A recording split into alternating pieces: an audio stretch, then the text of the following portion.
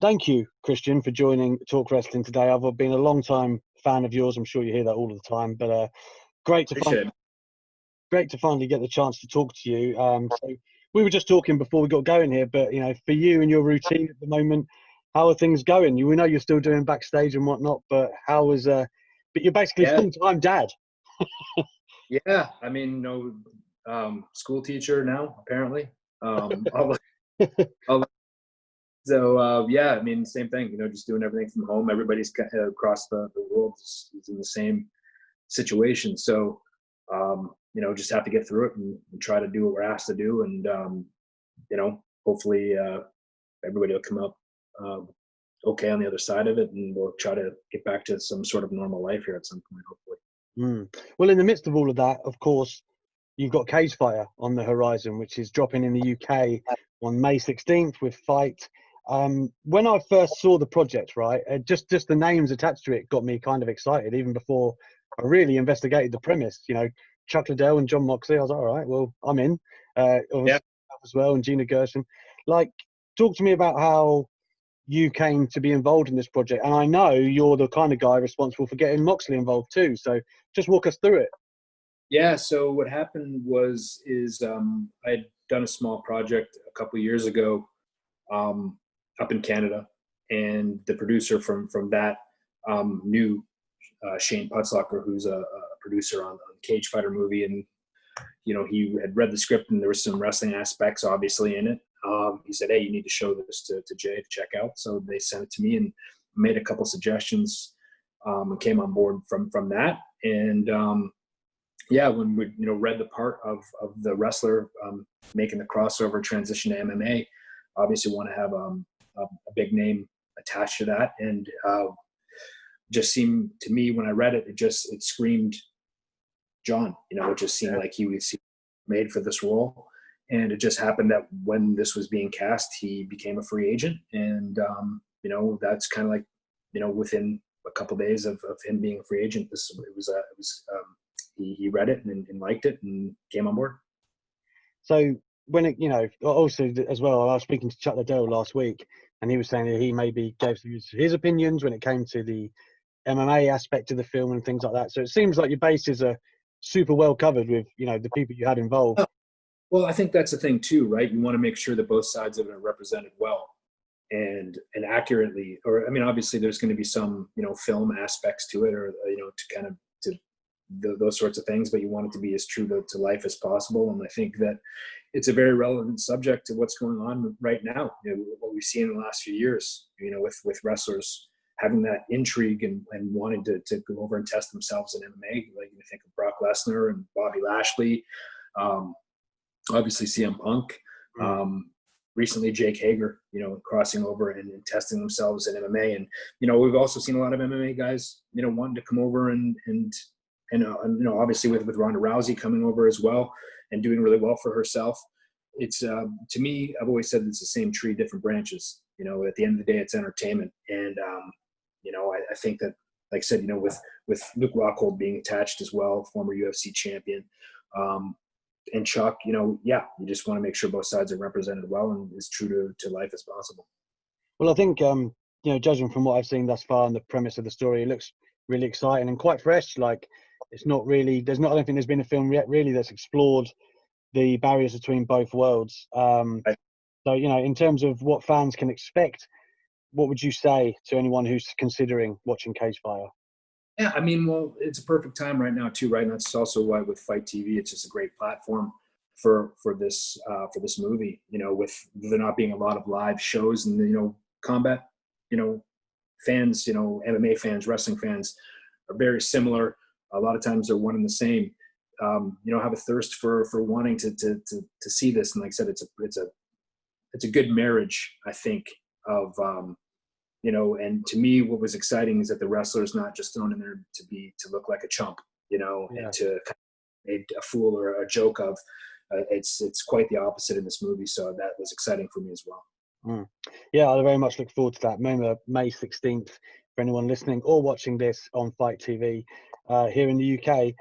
Obviously, while I've got you, I'm going to talk some wrestling. That's going to happen, and I'm going to apologise in advance. because I know you've been doing media, and I know people are going to be asking similar questions. Oh, They can't help themselves. But man, obviously, I just want to start with saying, when you kind of walked away from wrestling, I believe it was a lot to do with concussions and things of that nature, right? Now, people have made miraculous recoveries, and there's a thirst for people, like we've seen it with Edge and even Daniel Bryan, etc. Is there not a part of you that even wants to seriously look into, medically coming back? I know you've said about what, I've read you saying that WrestleMania, and, there'd have to be a big incentive, right? But does that itch burn for you like it did for Edge, I guess, is the question. No, I mean, they're different injuries, right? And I just think that there's not enough known yet about concussions and those sorts of things. And, my situation is much different than Daniel Bryan's. He was, 30, in his early 30s when this happened to him. I was in my 40s. So, I mean, very different parts of our career. And, I feel like I'm content with what I accomplished. And, I just don't feel the need to go back and dip my toes in the water at all. And for Edge, he kind of felt the need to go back, and instead of having the end of his story written for him, write it himself. Yeah. And I think that opportunity, that window he never thought was going to open for him again. And after 9 years, it's kind of unheard of. And, it's all about moments in memorable moments. And for me, he created a huge moment at the Royal Rumble and WrestleMania. It wasn't in the setting that everybody had thought it was going to be. I know it's not necessarily the one that he wanted to be in, but it's the state of the world. And I think it was important, and it became really important for him to go out there and put this match on to provide some entertainment for fans and escape for people. And I think that was important to me, whether there were 70,000 people in the stadium or he was in a performance center with just cameras. Him coming down that ramp was one of the greatest moments in WrestleMania history, in my opinion. Yeah, no, I'm totally with you on that. But, you talk about it is moments. I was a loyal listener of ENC's pod. Oh, thanks. Yeah, we had fun with that. In fact, even though they won't be able to hear this on the radio, can you see the T-shirt? Brother. So yeah, I mean, it was so fun for me sometimes listening to you interview Usos. Paul Slackett starting his own podcast, I heard. I hope that to be true. Don't tease me with such things, Jay. All right. No, but you having some of the guests you had on there, you would often talk about, it would have been so good if we could have worked this person, that person. Now, Edge has kind of made that possible from him. I guess people would think, oh, well, maybe it's not totally out of the question. Is that another thing that maybe crossed your mind at some point? Like, well, there would be a lot of opportunities if, do you know what I mean? Yeah. If he could go in and do all the wrestling and I could stand in the corner and do nothing, that would be. Yeah. No bumps. Yeah. Yeah. No, I mean, it's exciting for him. If you think about it, like people talked about, dream matches and things like that. Like, what if he could have wrestled AJ Styles, or, AJ's been in this industry for so long and never was in WWE. Now he's here. It's a dream match, or like Seth Rollins or guys like that. To me, that's intriguing that now all these dream matches that people never thought could come true, could very well happen. And, you think about him, locking up at some point with an Aleister Black or even some NXT talent like Gargano or Ciampa or somebody, to that effect. There's so many possible that some really cool things could happen. I have to ask as well, because I just feel like it would have made so much sense. Was there any pitch at all from anyone for you to be involved in the Orton Edge storyline? No, I just think that with, the way it played out, and obviously with me being on a non-contact list, that kind of makes that can't really do that. You know what I'm saying though, right? Because just the history of Orton and yourself. Yeah, it would have, but I don't think, like I said, because of the current situation with that, it just didn't, it's hard to go out there and not be able to do anything, get anything out of it. I think that was kind of the mindset of it. We'll let Beth Phoenix do that. Another recurring joke. So. Yeah. Another sort of recurring thing that we always hear about, and I have been an avid campaigner, you may or may not have seen, for Christian in the Hall of Fame. I've said this many times. You've made jokes about it yourself with Edge on the network and whatnot. Is it getting to the point now where like does Vince realize the joke, I guess, and is it just an ongoing thing? What's going on? Yeah, I literally don't think about it. Like, it doesn't bother me one bit. Like, it doesn't. It's not something I think about on a daily basis. Not something I'll ever lose sleep over. You know, I feel like my career is justified. Like, I mean, I don't have to. It doesn't. Like I said, people. Well, I can't. What if it isn't this year? It's fine. There's next year. There's a year after that. There's a year after that. There's 10 years down the road. You know, who's to say? Like, but I don't lose sleep over it. I do appreciate that people would like to see me in there, and they think that highly of me. I appreciate that, but it's not something that I think about. It's really not. Because I do think you're one of the top names that people do chuck out all the time. You see it on social media, right? You see the amount of people that really do want to see it, which must, like you said, must be nice. Yes, like I said, it's a nice feeling, and I always know, like, around WrestleMania time when I see people or meet people and they start asking me, I was like, oh yeah, it must be WrestleMania time. People are asking me about the Hall of Fame again. So yeah, you know it's coming. I mean, yeah, when you, like I said, you had a Hall of Fame worthy career, and one thing that most people love to associate with you, and people, Bruce Pritchard is just an example that runs to my mind, but a lot of people say about what a fantastic worker you were. A lot of people that appreciate wrestling would have noticed such things. But so that just makes me want to ask you, really, when you watch the product today, who do you really appreciate their work? There's something to be said for characters and things like that, but someone who goes out there and has, fantastic in-ring work, like someone like Andrade, to me, I think is very understated. Yeah, I think he is too, and I think he's getting there. And it's hard when there's a language barrier. It is hard to overcome that, and I think he's doing a really good job, and I think he's tremendously talented. I think of a guy off the top of my head more recently who really did some great things was Tommaso Ciampa. You have to have that commitment to when he was, doing that heel thing, like zero redeeming qualities about him.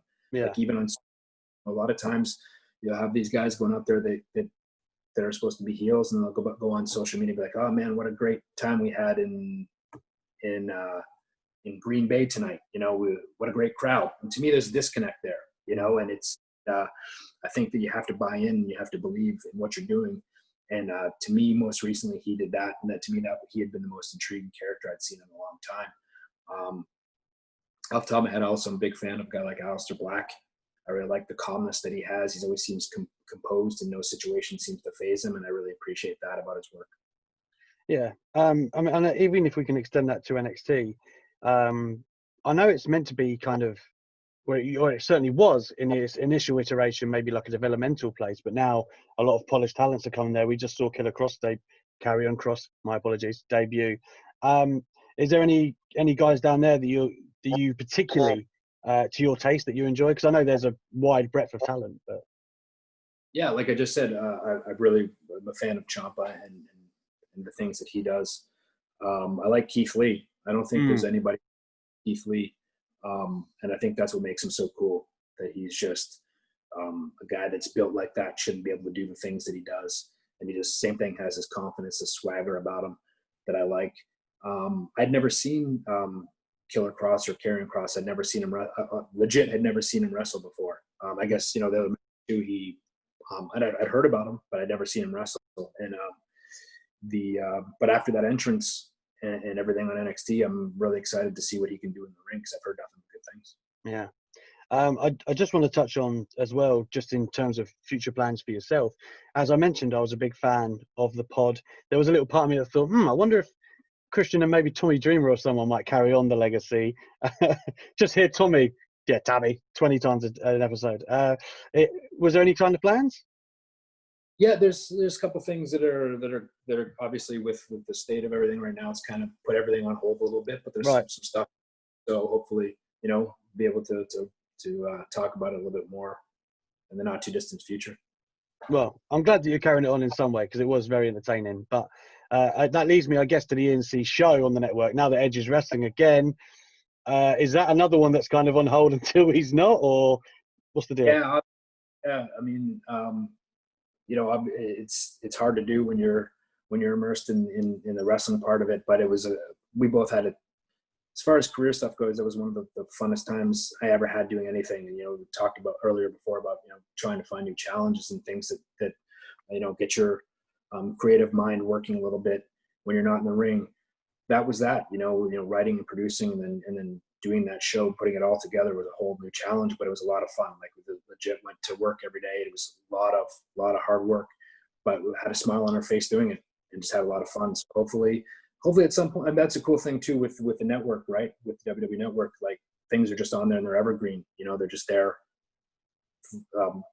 It could be another 5 years and you could just say, hey, let's do it season 3. It work. So, hopefully we'll get a chance to do it again. Because, we had a blast doing it.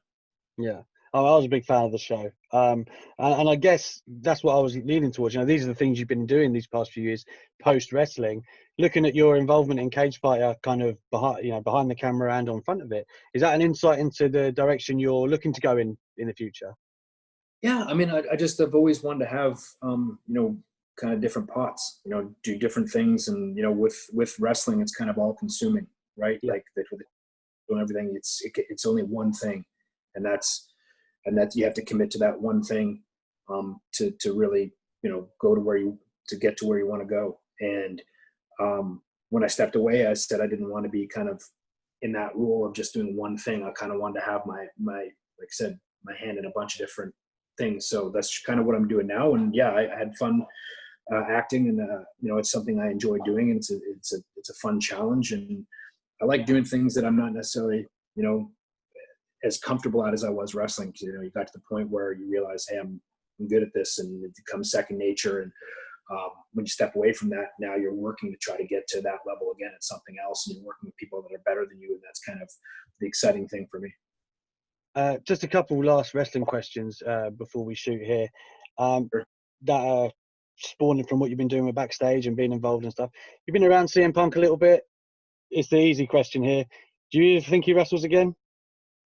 I don't know. I mean, I think that him coming, like, I've obviously never had this conversation with him, but it's hard to say. It really is. It's hard to gauge. He's always kind of been a guy that keeps his stuff close to the vest, and think that maybe dipping his toes back in with Backstage is maybe a step, but I don't know if that's enough to kind of fully ignite the fire again. I'm not sure. I know it's something that people would obviously love to see. It would be a big thing for the business if it were to happen, but it would have to be if it's something it comes down to him wanting to do it, really. So I can't say, but I think it's a big step for him to come back and do something within the walls of wrestling. We've seen some ratings lows over the past couple of weeks for Raw in particular, and some for SmackDown. What would you necessarily attribute that to at the moment? Do you just think it's the climate of the world? Well, I just think it's the world that we're living in right now. I'm not sure that it hasn't happened across the board for everything. I don't know that for sure, but I can't say. I think it's also with streaming shows, it makes it a lot easier for people to jump on and to binge watch things and do those sorts of things and get caught up in that. So it could be a number of different things. It's obviously nothing is ever going to replace the feel of having that live audience, that feedback. The audience is what makes the shows, and it's hard you can't replicate that without it. So eventually we'll get back there, but I think that no matter what, just pushing through it and doing the best that everybody can in the situation, and just to keep putting things out to entertain people. And I hope that wrestling fans do support that, and are even though it's not a perfect scenario, everybody's working hard here to try to keep everybody entertained and give them an escape while all this is going on. And finally, I guess, you mentioned being on the no contact list and stuff, and once upon a time your Backstage peer Paige found herself on the same list, but she did have an on-screen role and was very effective in it. Is that something that's ever really appealed to you? Because one of my favorite things about you as a performer was just, you know, your comedic timing and things like that. That could still be of use in my mind on WWE TV. Is that ever something that you've really wanted? I think when I first stepped away, I just kind of wanted to, you know, um, just, you know, it's hard when you can't do something that you love doing. Yeah. So you just get away from it for a little bit and kind of step away and let it all sink in and process it in your own way. Yeah, I mean, you never know. I mean, it would have to, I just think that the authority role thing has kind of been overdone, in my opinion. So, I mean, it would, you know, we never say never to anything. It would have to be the right thing. But, who knows? Anything can happen. I mean, it's a crazy business we're in.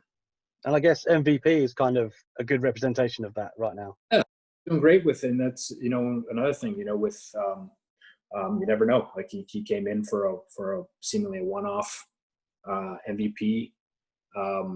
Was Royal Rumble, was that what he was in? And then he did something Yes. on Raw.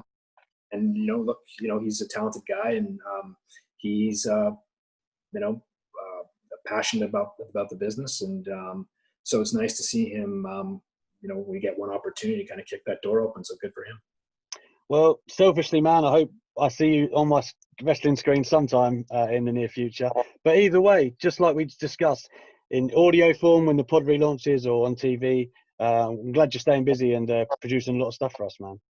Yeah, I appreciate it, man. Thank you. And make sure everyone checks out Cage Fighter, streaming on FITE TV May 16th. That's indeed. Right here in the UK, guys. Thanks again for your time, Christian. Really appreciate it, man. Stay safe.